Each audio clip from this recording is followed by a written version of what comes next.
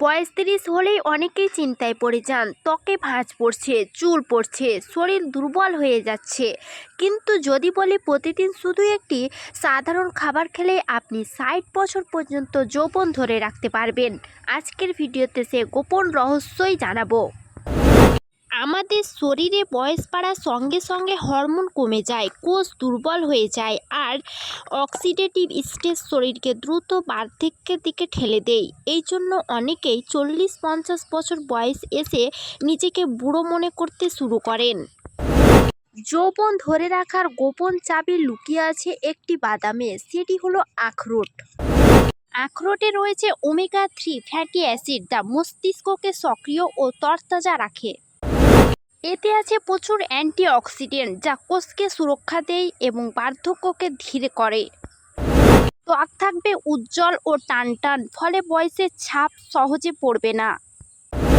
আখরোট শরীরের hormone balance করে, যা যৌন শক্তি বৃদ্ধি করে।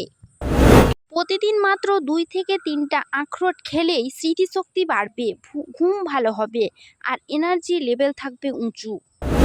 গবেষণায় দেখা গেছে যারা নিয়মিত আখরোট খান তাদের কোষ অনেক বেশি সময় সক্রিয় থাকে। এই জন্য ডাক্তাররা একে প্রাকৃতিক অ্যান্টি এজিং মেডিসিন বলে থাকেন।